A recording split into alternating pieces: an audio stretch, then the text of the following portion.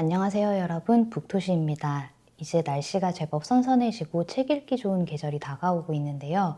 오늘은 그동안 읽은 소설책 5권을 소개해 드리려고 합니다. 그럼 바로 시작해 볼게요.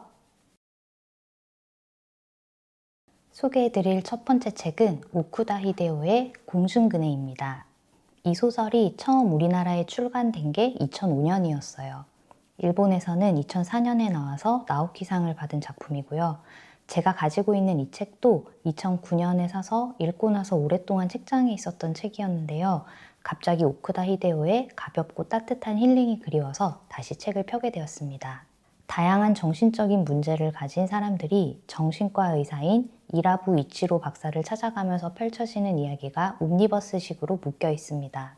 선당공포증이 있어서 뾰족한 것을 무서워하는 야쿠자, 수년간 서커스에서 에이스로 활약하면서 타던 공중근의 연기에서 자꾸만 실패를 하게 된 공중근의 플라이어, 충동과 강박증이 있는 의사, 제구력을 상실한 야구선수, 자기 복제의 불안과 창작의 압박에 시달리는 작가, 이렇게 5명의 이야기가 나와요.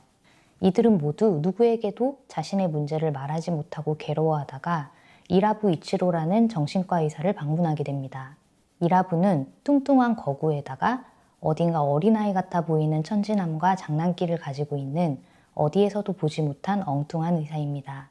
이라부는 누군가를 함부로 파악하고 재단하려 드는 것이 아니라 그대로를 바라보고 이해해주는 인물입니다. 사람들은 모두 크든 작든 마음속에 불안함 한 가지씩은 가지고 살아가는 것 같아요. 현재의 상태에 대한 불안, 앞으로 잘 해나갈 수 있을까에 대한 두려움 같은 것 때문에 고민하고 때로는 힘들어하기도 하고요. 각 이야기의 결말은 정신적인 문제가 다 해결되는 치유는 아닙니다. 다만 환자들이 이라부와 함께 대화하고 행동하면서 자신의 상태를 객관적으로 직시하고 받아들이는 모습까지만 나와요. 꼭 고쳐지지 않더라도 자신의 내면을 들여다보고 이해할 수 있게 된다면 그 모습과 함께 살아갈 수 있지 않을까. 그리고 자신을 미워하는 것이 아니라 자신에 대한 애정도 생기게 될 수 있지 않을까. 완벽하지 않아도 괜찮아. 세상에 완벽한 사람은 없으니까. 저에게는 이런 위로로 다가오더라고요. 리뷰를 준비하면서 찾아보다 보니까 오쿠다 히데오의 소설은 팬들 사이에서 크게 백쿠다, 흑쿠다로 분류되기도 한다고 하는데요. 인더풀, 공중근해, 면장선거, 라디오 체조 같은 이라부 시리즈나 남쪽으로 튀어처럼 유머, 풍자, 휴머니즘을 바탕으로 한 밝은 분위기의 소설들을 백쿠다라고 부르고 리버같이 어둡고 진지하게 범죄나 사회부조리를 그린 소설들은 흑쿠다라고 한대요. 저는 항상 오쿠다 히데오 하면 밝고 유머 가득한 분위기의 글을 쓴다고 늘 생각을 하고 있었는데 흑쿠다도 재미있다는 평이 많아서 이제 다른 분위기의 작품들도 찾아서 읽어보려고 합니다. 다음 소개드릴 책은 피에르 르메트르의 소설들입니다. 구독자분께서 댓글에 피에르 르메트르 소설을 추천해 주셔서 읽기 시작을 했는데요. 추천해 주신 분께 정말 감사드립니다. 저는 모든 이야기에는 각자의 매력이 있어서 재미와 의미가 없는 책은 없다고 생각을 하는데 그 중에서 제가 특히 더 좋은 책이라고 생각하는 건 읽고 나서 여운이 길게 남는 소설이거든요. 마지막 장을 읽고 나서 여운이 길게 가고 주인공과 시대상 때문에 가슴 아팠던 책이어서 다른 분들께 저 또한 추천드리고 싶은 그런 소설입니다. 피에르 르메트르는 55세라는 늦은 나이에 작가 활동을 시작했고 처음에는 추리 스릴러 장르 소설을 썼었다고 해요. 장르 소설로 인정을 받았었다고 하는데 그렇게 장르 소설을 쓰던 작가가 역사적, 사회적 시대상을 반영한 대하소설적, 순문학적인 성격의 오르부아르라는 소설로 2013년 곤쿠르상을 수상합니다. 당시에도 문학성과 예술성을 중심으로 수상작을 선정하는 곤쿠르상에 대중문학 작가가 뽑혀서 엄청난 이변으로 평가받았었다고 하더라고요.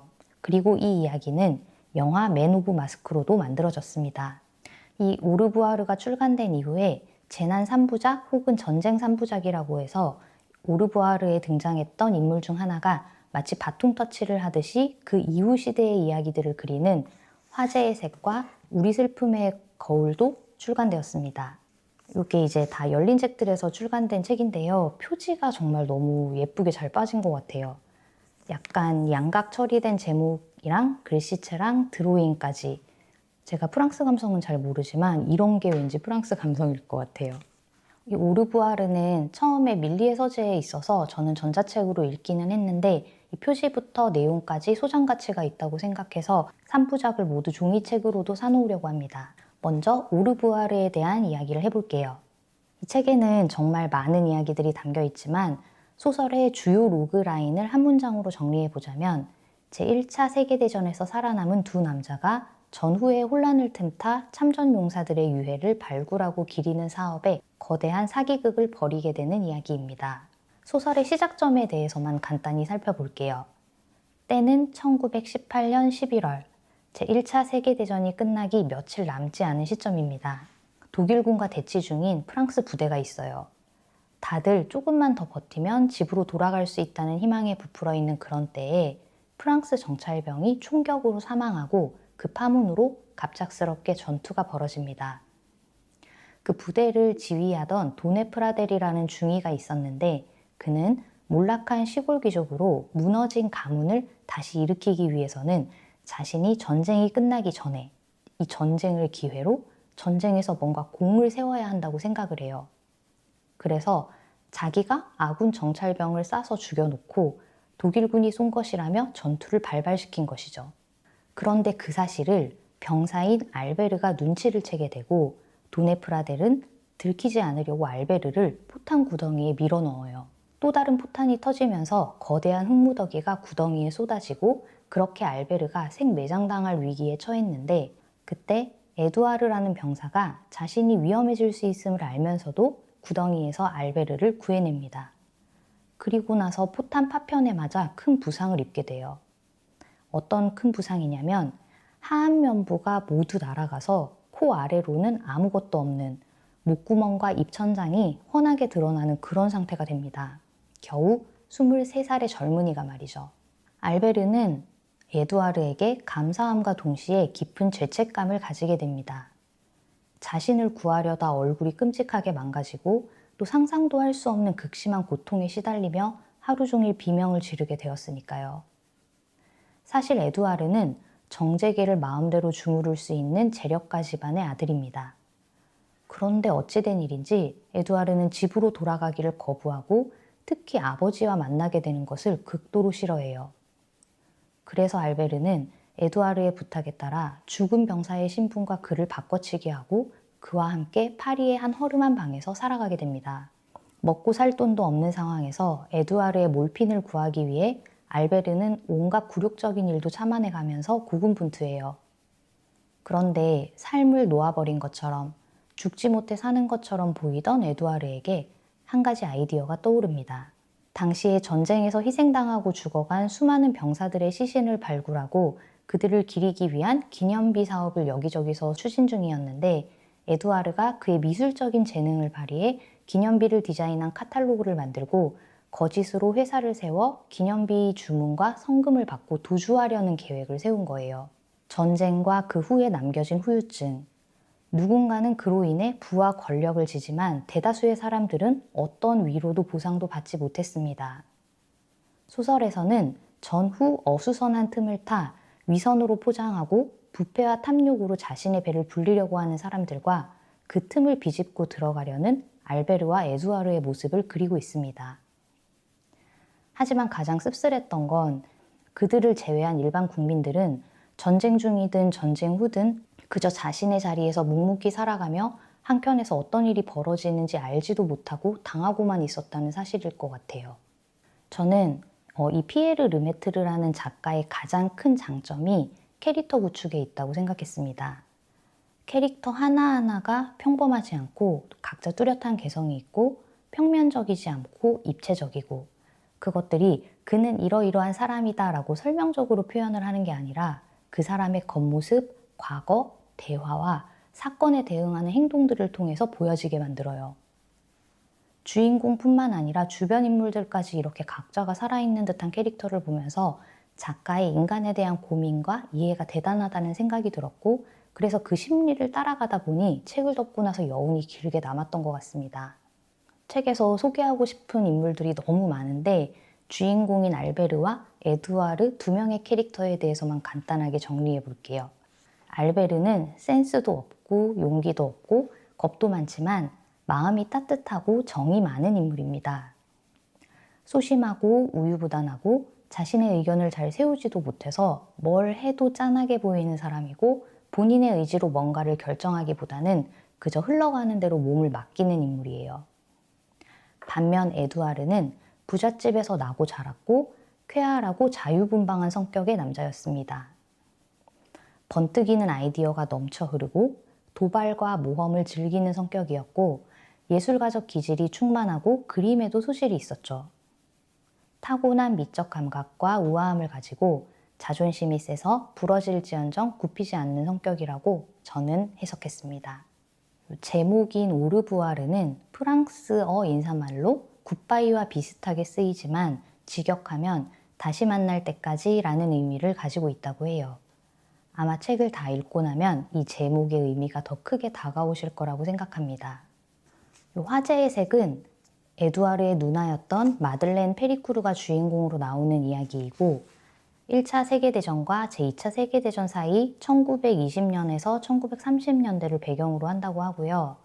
아버지의 죽음 이후에 막대한 재산을 상속받지만 음모와 배신으로 몰락하게 되고 치밀하게 복수를 준비해서 다시 일어서는 이야기라고 합니다. 몬테크리스토 백작을 떠올리게 하는 이야기라고 하더라고요. 우리 슬픔의 거울은 1940년 제2차 세계대전 당시의 이야기이고 알베르와 에두아르가 새들어 살았던 집주인의 딸 루이즈가 주인공으로 나오는 이야기입니다. 제가 아직 화제의 색은 읽지 못했고 우리 슬픔의 거울을 먼저 읽었는데요.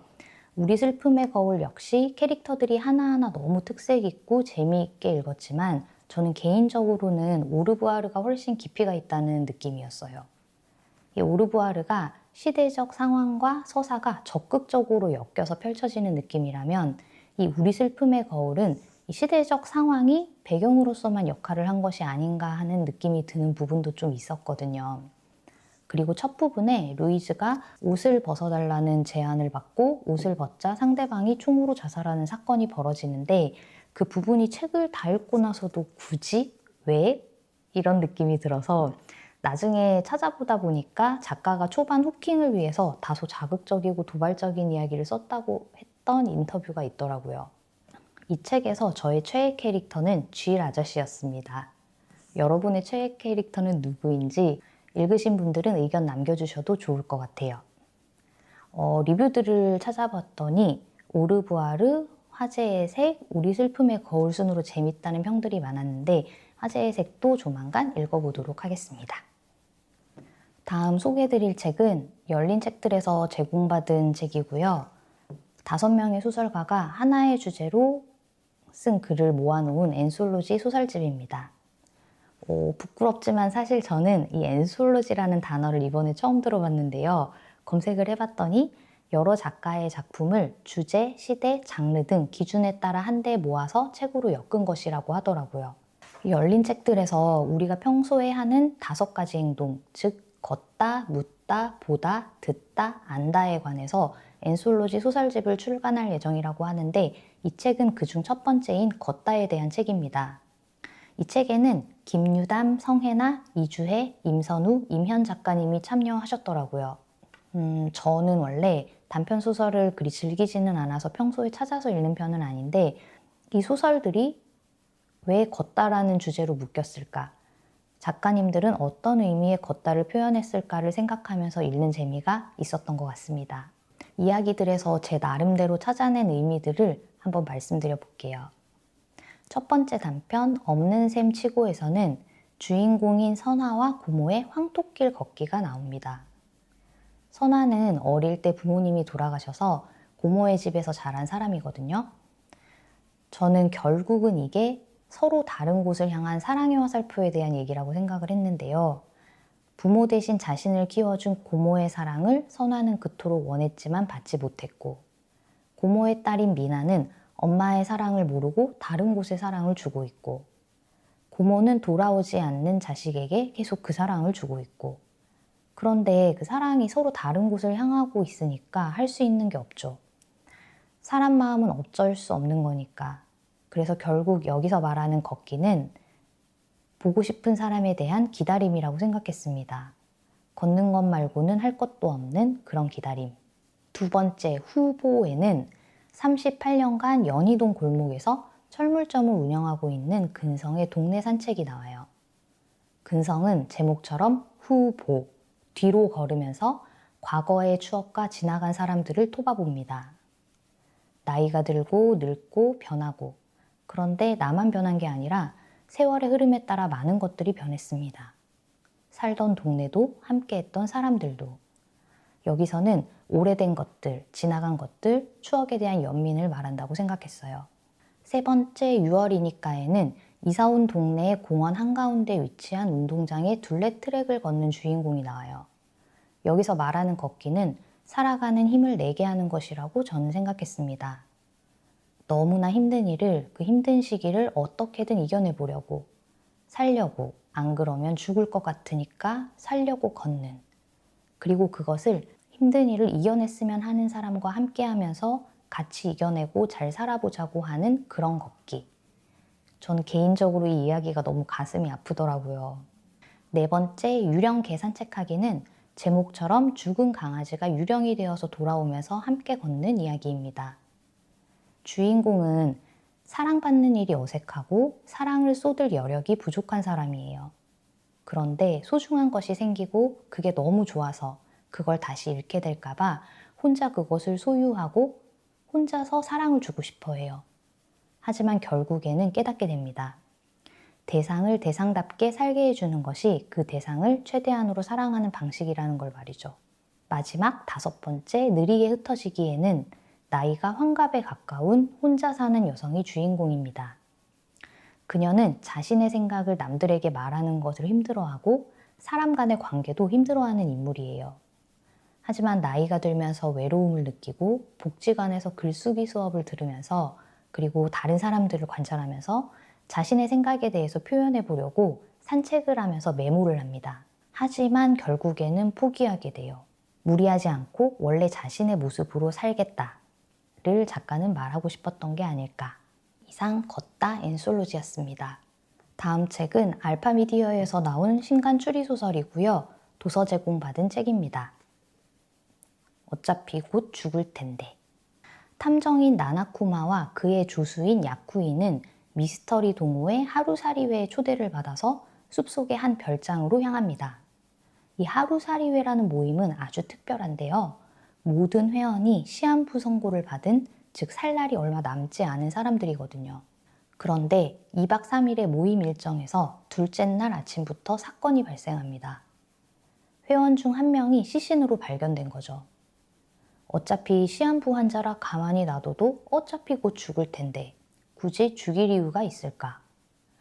읽기 전에 이 제목과 표지만 봤을 때는 살 날이 얼마 남지 않은 시한부 환자들의 감정과 삶에 대한 자세를 주요 내용으로 다루고 있으려나 생각을 했었는데 어차피 내버려둬도 곧 죽을 사람을 굳이 죽일 필요가 없을 텐데 라는 독특한 설정으로 왜 누가 죽였는지를 찾아가는 정통 추리소설의 형식을 따르고 있는 작품입니다. 작가는 일본에서 의사로 활동하고 있고 이번 소설이 첫 작품이라고 하는데요. 아무래도 트릭에 의학적인 부분이 많이 관여를 해서 그 부분에 대한 설명적인 문장이 많은 느낌도 듭니다. 그리고 등장인물 중에 의사도 여러 명 나오고요. 중반부까지 읽어내려갈 때는 대화가 좀 투박하고 툭툭 끊기는 면이 있어서 이게 작가의 스타일인가 생각을 하기도 하고 시한부 환자들을 그리면서 감정에 있어서는 섬세하지 않은 것 같고 배려가 없는 게 아닌가. 던지는 농담도 재밌지는 않은 것 같은데 왜 이렇게 서로에 대한 애정이 없지? 하면서 읽었었거든요. 그런데 나중에 한번 시점이 확 바뀌는데 거기에서 아, 그래서 그랬던 거구나. 작가가 다 생각이 있었구나 하면서 앞으로 가서 소설을 다시 한번 읽어보게 되는 그런 책이었습니다. 이 서평에도 이런 말이 나오거든요. 처음부터 끝까지 올가미뿐이다. 가장 큰 함정은 작품 그 자체일 수도 있다. 일본에서 제23회 이 미스터리가 대단의 수상작이라고 합니다. 네, 오늘의 소설책 소개는 여기까지입니다. 이번 추석 명절 연휴가 굉장히 길더라고요. 오늘 소개드린 책 중에서 취향에 맞을 것 같은 책이 있으시다면 한번 읽어보시는 것도 좋을 것 같아요. 늘 말씀드리지만 책은 특히 취향을 타는 분야라서 책 추천은 늘 조심스러운 것 같습니다. 그럼 오늘 영상 마무리하도록 하겠습니다. 즐거운 명절 되시고 우리는 다음에 또 만나요. 안녕.